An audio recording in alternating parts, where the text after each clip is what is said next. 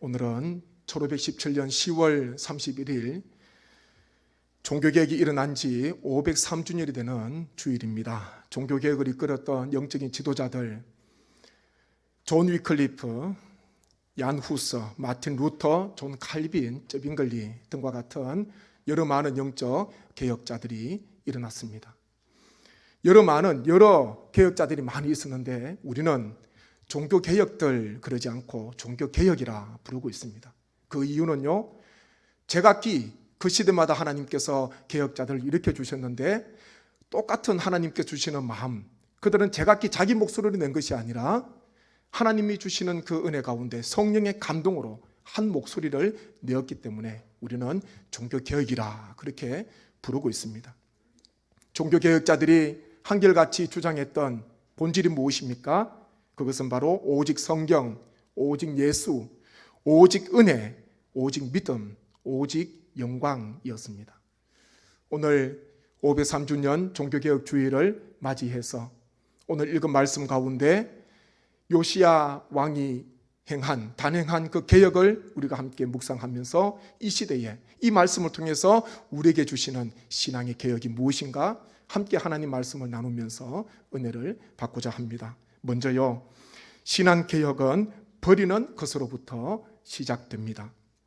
요시야는 아주 어린 나이 8세 때 유다의 왕이 되어가지고 31년 동안 유다와 예루살렘을 다스렸습니다.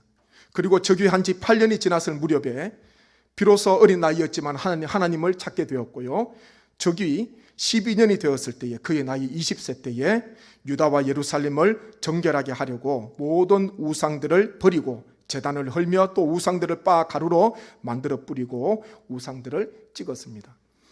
역대하 34장 3절부터 7절 말씀에 보면은 당시 이 젊은 나이 이 요시야 왕이 행했던 이 종교 개혁, 신앙의 개혁의 말씀들이 기록이 되어져 있는데요, 거기에 보면은 구체적으로 어떤 종교 개혁을 했는가, 이 행위와 그 모습을 나타내는 단어들이 있습니다. 거기에 보면요, 말씀에 보면 제거하다, 버리다, 헐다, 찍다, 빻아서 가루로 만들다, 뿌리다, 불사르다, 이렇게 표현을 하고 있습니다. 요시야가 단행한 개혁은 마음으로, 생각으로 그친 개혁이 아니었습니다. 구체적이었어요. 버리는 것이었고, 빻는 것이었고, 불사르는 것이었고, 제거하는 것이었고, 허는 것이었고, 찍는 것이었습니다. 구체적인 행동, 구체적인 결단으로 이 종교 단행이 이루어지게 된 것입니다. 어린 나이가 비록 젊은 이 요시야 왕이 종교개혁하는데 순탄하게 진행이 됐겠습니까? 이해관계도 있고 여러 가지 부와 권력도 있었고 여러 가지 얽히고 설킨 그 당시 종교개혁을 단행하는 데 있어서 여러 가지 많은 어려움이 있었을 것입니다. 가까이 있는 사람들로부터 멀리 있는 백성들까지.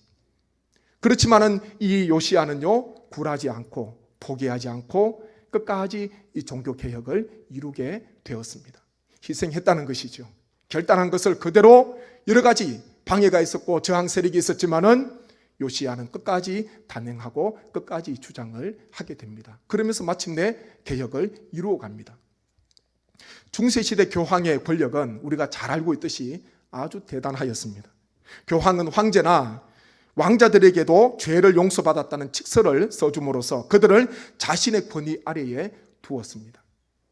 결과적으로요, 교황은 칙서를 통해서 많은 추종 세력들을 얻게 되었고 중세 가톨릭 교회는 엄청난 부와 권력을 획득하게 되었습니다.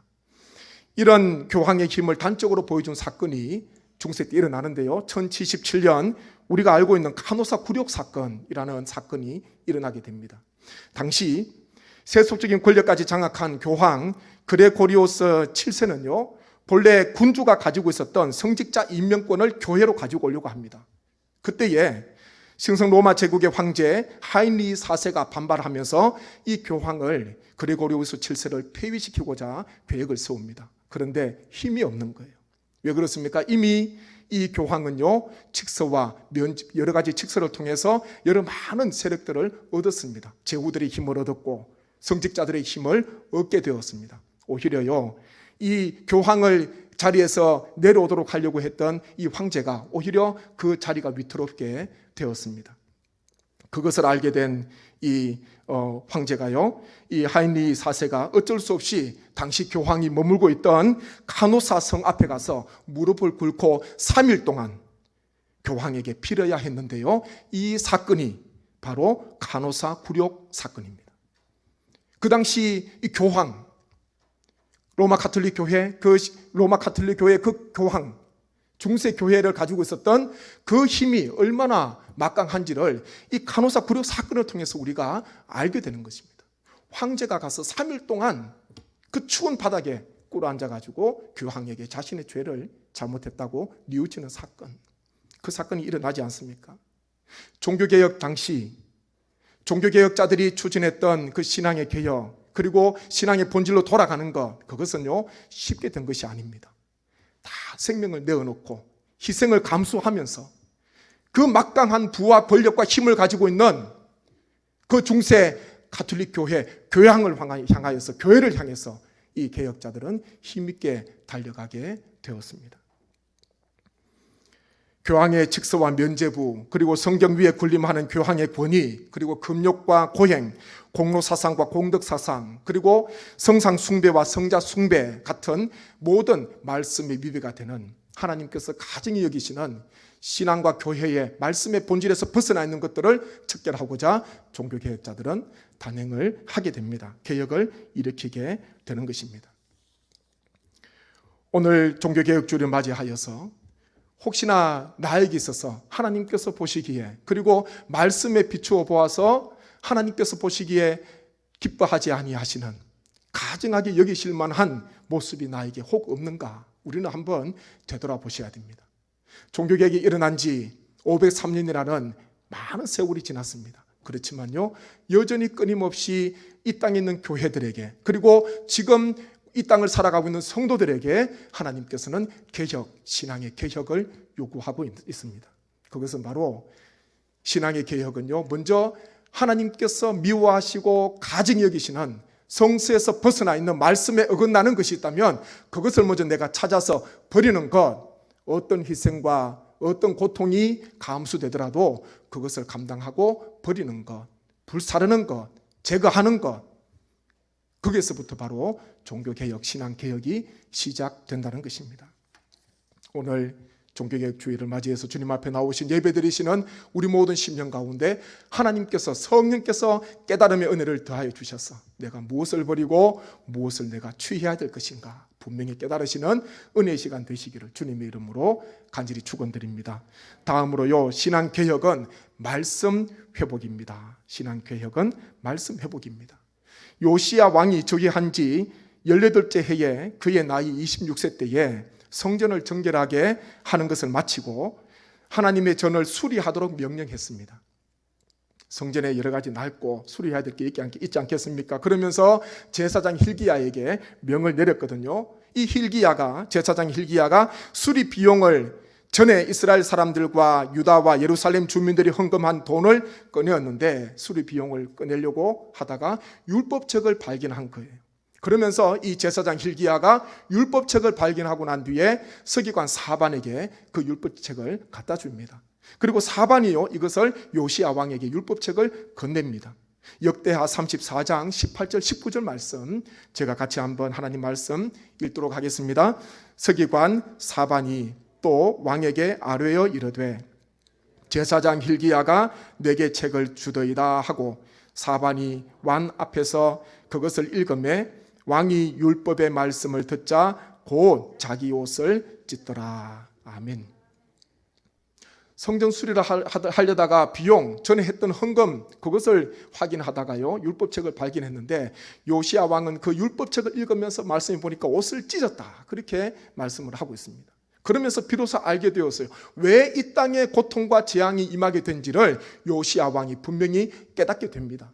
그것은요, 하나님 말씀을 버리고, 선민 이스라엘 백성들이 하나님 말씀을 버리고 하나님을 떠나서 다른 신에게 분향하고 다른 우상을 섬김으로 말미암아 재앙과 고통이 이 땅 가운데 임하게 된 것을 비로소 요시야 왕이 깨닫고, 그리고 역대하 34장 29절부터 33절 말씀에 보면 율법책을 발견한 요시야 왕은 유다와 예루살렘 모든 사람들을 다 불러 모읍니다. 그리고 발견한 율법책을 읽어주고요, 마음을 다하고 목숨을 다하고 힘을 다하여 하나님을 섬기자, 하나님을 섬겨야 된다, 그렇게 신앙의 결단을 촉구합니다. 그리고 백성들도 요시야 왕의 그 결단의 촉구대로 하나님 말씀에 순종하고 따르겠습니다, 그렇게 헌신합니다. 그러면서 요시야 왕이 통치하는 그 시기에, 그 시대에 모두가 다 하나님을 따르고 주님을 섬기는 그와 같은 놀라운 은혜가 그 땅 가운데 임하게 된 것입니다.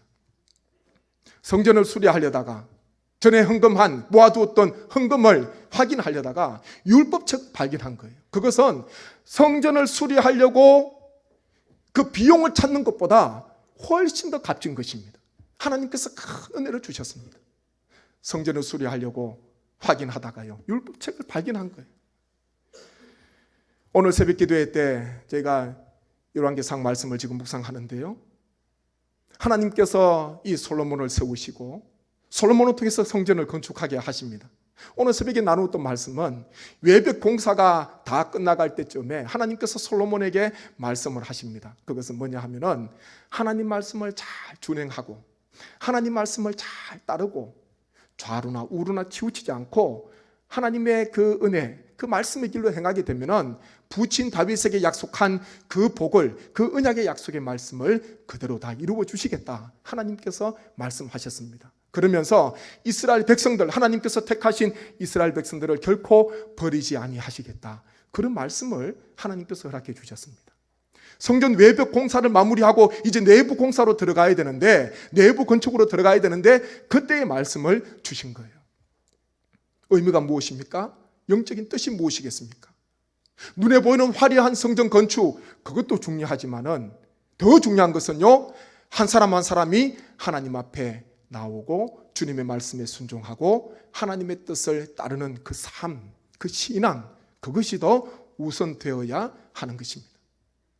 아무리 성전이 화려해도 하나님 말씀에 불순종하고 하나님을 떠나고 다른 신들을 섬기고 세상도 섬기고 하나님도 섬기는 두 주인을 섬기는 그런 삶을 살게 되면 하나님께서 결코 기뻐하시지 않는 것입니다.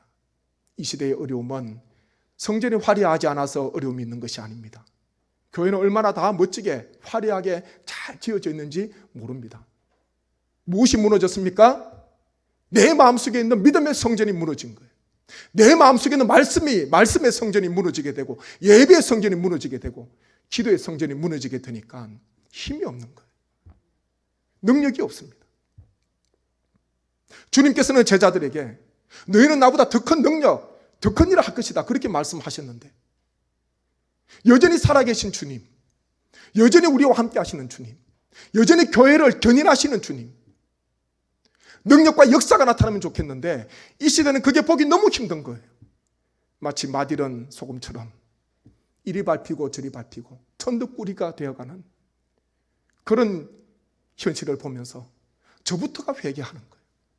저부터가 주님 앞에 회개하며 주님 앞에 자복해야 됩니다. 하나님께서는 이 요시야 이 시대에 율법책을 발견함으로써 비로소 그 말씀 가운데 분명한, 말씀 가운데 주시는 하나님의 뜻을 분명히 깨닫고 온 백성과 함께 결단하고 신앙을 새롭게 하는, 그리고 신앙 가운데 바로 서는 능력에 비한 삶을 살아가게 되었습니다. 종교개혁자들이 목소리 높여 또 외쳤던 것, 그것은요 오직 성경이었어요. 하나님의 말씀인 오직 성경, 힘있게 외쳤습니다. 당시 우리가 잘 알듯이 이 중세시대에 종교개혁이 일어날 그 당시에 성도들은 성경책은 있지만은 눈이 있어도 보지 못하고 귀가 있어도 듣지 못하는, 깨닫지 못하는 암흑과도 같은 그런 상태였습니다. 성경도 다 라틴어 성경이고 선포되는 말씀도 라틴어로 하니까 라틴어를 알지 못하는 성도들은 앉아는 있지만은, 눈은 뜨고 있지만은 하나님의 역사를 보지 못하고요, 귀는 음성은 들을 수 있지만은 그 뜻을 깨닫지 못하는 암흑 천지와 같은 시대가 바로 종교개혁이 일어났던 중세 시대였습니다. 심지어 이 라틴어 성경을 다른 말로 번역하는 것조차도 금지시켜 놨으니까 힘든 거예요. 하나님의 말씀을 읽지 못하니까, 듣지 못하니까 삶의 변화가 있겠습니까? 교회의 변화가 있겠습니까? 캄캄한 흑암 중에 거하는 영적으로 캄캄한 시대가 바로 이 중세 시대, 종교개혁이 일어났던 그 시대였습니다. 그러면서 종교개혁자들은요, 성경을 독일어로 번역하고 다른 말로 번역하면서 종교개혁, 그리고 인쇄기술의 발달로 통해서 이 독일과 유럽 전 지역으로 급물살을 타면서 개혁이 일어나게 됩니다. 그러면서 말씀을 읽고 말씀을 듣고 말씀을 상고하고 말씀을 연구하니까 비로소 무엇이 잘못됐는지를 깨닫게 된 거예요. 비로소 무엇이 잘못됐는지를 비로소 알게 되는 것입니다. 캄캄한 밤에는요, 불이 없는 곳에는 아무것도 보이지 않습니다. 어디가 길인지, 무엇이 잘못됐는지, 뭐가 흐트러졌는지 보일 수가 없습니다. 그런데요, 빛이 환하게 들어오게 되면은, 불이 켜지게 되면은 적나라하게 드러나는 거예요. 캄캄할 때 보이지 않았던 것들이 적나라하게 드러나게 되고, 이것이 바로 이 시대, 이 중세 시대 때의 이 교회의 가장 큰 문제였다는 것. 보니까 말씀에서 다 벗어나 있는 거예요. 하나님의 말씀을 기준으로 보니까 다 벗어나 있는 거예요. 본질에서 벗어나 있습니다. 교회도 벗어나 있습니다. 신앙도 벗어나 있습니다. 그런 영적으로 혼탁한 시대가 바로 이 중세 시대였습니다. 그러면서 종교개혁자들은요, 이 성경 하나님 말씀을 비로소 회복하니까 그 다음에 모든 게 다 회복이 되는 거예요. 거기에서요, 오직 예수, 오직 은혜, 오직 믿음, 오직 하나님께 영광이 나오게 되는 것입니다.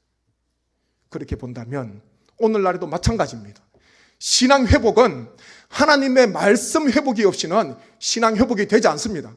하나님의 말씀을 내가 듣지 않고 읽지 않고 묵상하지 않고 하나님의 말씀을 내가 붙들고 기도하지 않는 이상 신앙의 개혁은 일어나지 않습니다. 삶의 변화는 없습니다. 끊임없이 제가 말씀드리는 것, 성례교회 부임에서 끊임없이 시간마다 때마다 말씀드리는 것, 그것은 말씀의 능력이에요. 말씀의 회복, 말씀의 능력 얻게 되면요, 무엇이 문제였는지, 무엇이 잘못됐는지 그 뒤에는 그 모든 것들이 다 정리가 됩니다.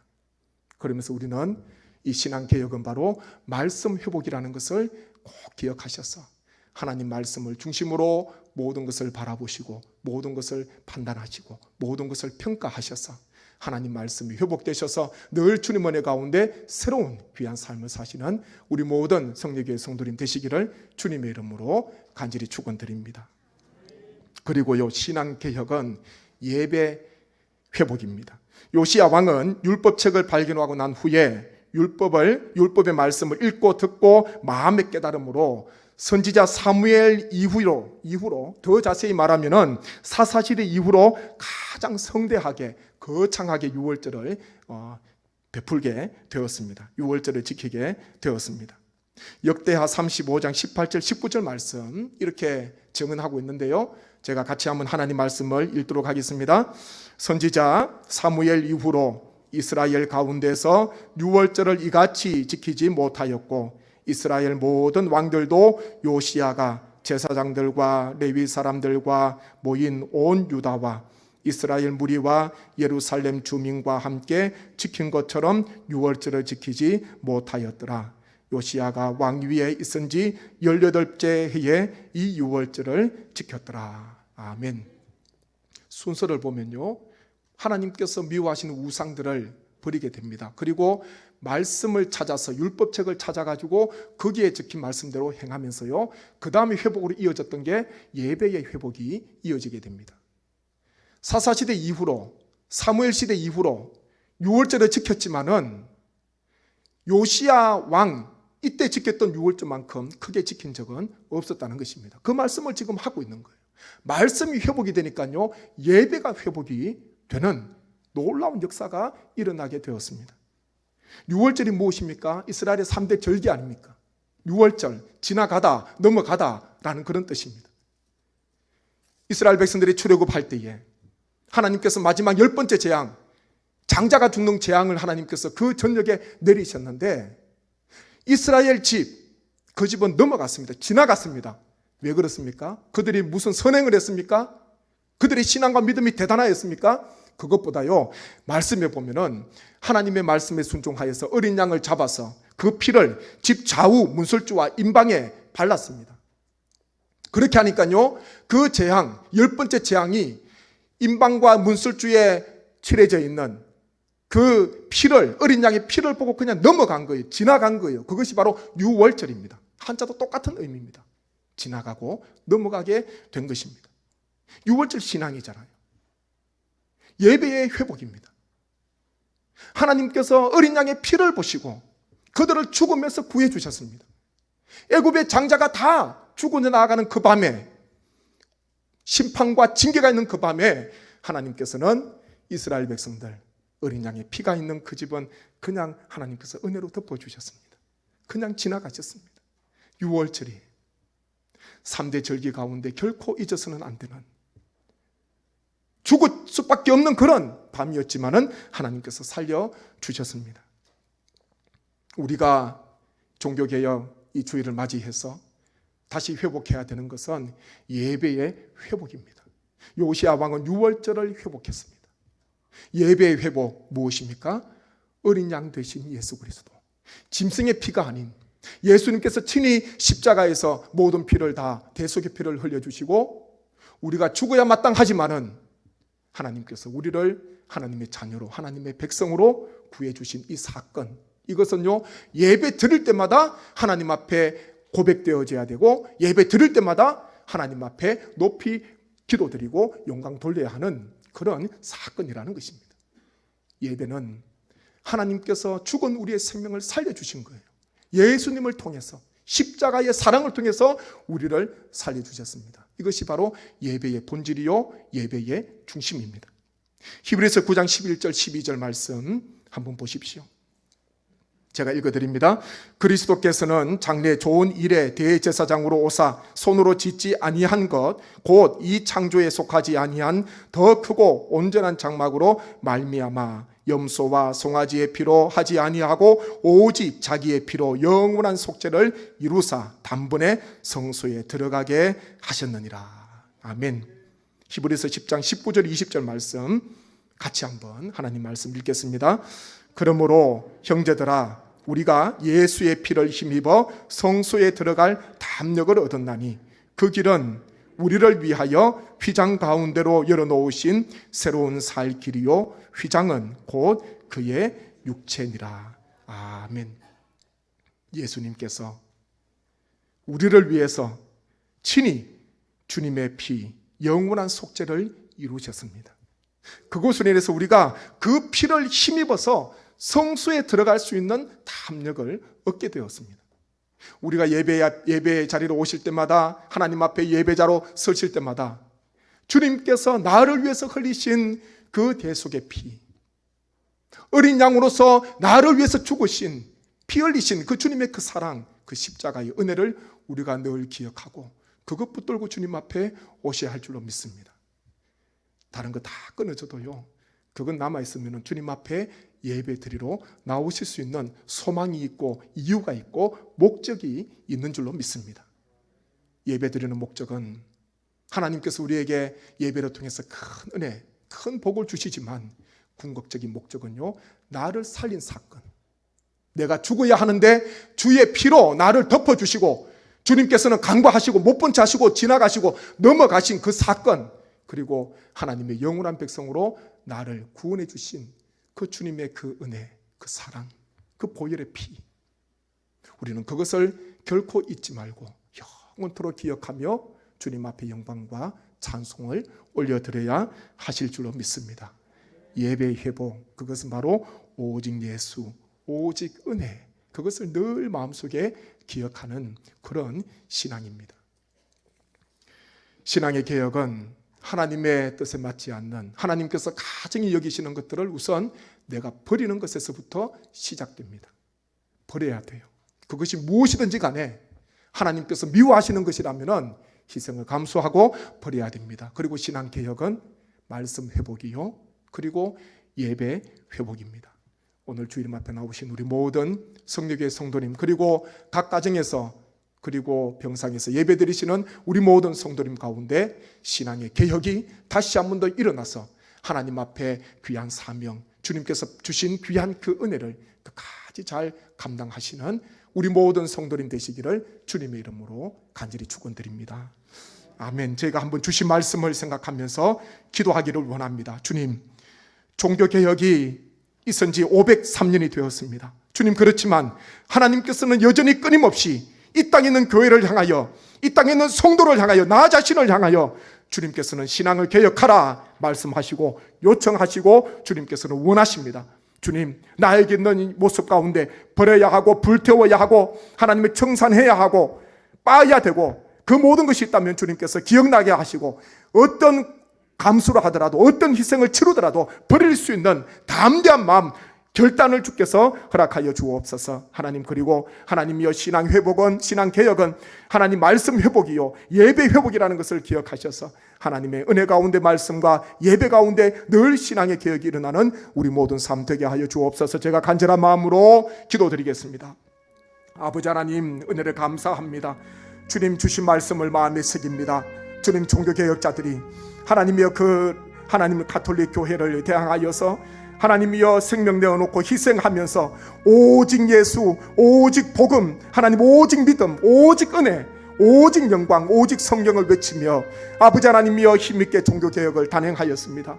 주님, 이 시대를 살아가는 우리에게도 끊임없이 개혁이 이루어져야 함을, 회복이 이루어져야 함을 주님 앞에 고백합니다. 하나님, 오늘 주신 귀한 말씀을 마음에 새기게 하시고 하나님이여, 우리가 버리고 하나님 우리가 청산해야 하고 우리가 빠야 하고 우리가 불사르고 제거해야 되는 것이 있다면 주여 그것이 기억나게 하시고 하나님 한 분만을 섬길 수 있는 우리 모든 삶이 되게 하여 주옵소서. 세상과 하나님을 두 주인을 섬길 수 없다 말씀하셨으니 주님, 우리 마음속에 있는 보이지 않는 우상까지도 주님께서 불태워 주시고 하나님께서 은혜를 베풀어 주시옵소서. 하나님, 신앙개혁은 하나님 또 말씀 회복인 줄로 믿습니다. 오직 하나님의 말씀이 회복됨으로 말미암아 늘 하나님의 말씀을 읽고 하나님 말씀을 듣고 하나님 말씀을 신뢰하고 하나님 말씀을 의지함으로 말미암아 하나님 마음속에 뜨거움이 일어나게 도와주시고 삶 속에 신앙의 개혁, 신앙의 회복이 일어날 수 있도록 은총을 베풀어 주옵소서. 하나님, 또 예배 회복이 일어나기를 소망합니다. 하나님, 오직 예수 그리스도께서 나를 위해서 십자가에서 죽으시고 대속의 피를 흘려주신 그 주님의 그 사랑과 그 은혜를 기억하게 도와주시고 늘 예배를 들 때마다, 예배자로 설 때마다 오직 어린 양 되신 우리를 위해서 죽으시고 피 흘려주신 그 주님의 그 사랑과 십자가의 그 은총을 깨닫고 그것 붙들고 주님 앞에 예배드리는 우리 모든 삶, 우리 모든 성도님 되게 하여 주옵소서. 아버지 하나님, 주님 앞에 온전한 예배가 회복되기를 소망합니다. 하나님, 기복적인 예배가 아니라 오직 주님 앞에 영광 돌리며 십자가를 증거하고 십자가를 자랑하고 십자가를 바라보는 은혜의 귀한 예배가 되게 하여 주옵소서. 하나님, 이 시간에도 가정에서 병상에서 예배드리는 우리 모든 성도님 한 분 한 분 가운데 하나님의 회복의 역사가 일어나게 도와주시고 늘 십자가 의지하고 우리의 생명을 살려주시고 구원해 주신 하나님 아버지께 영광 돌리는 귀한 삶, 능력의 삶 살게 하여 주옵소서. 역사하여 주옵소서. 이 모든 간구를 예수님의 이름으로 기도드립니다. 아멘.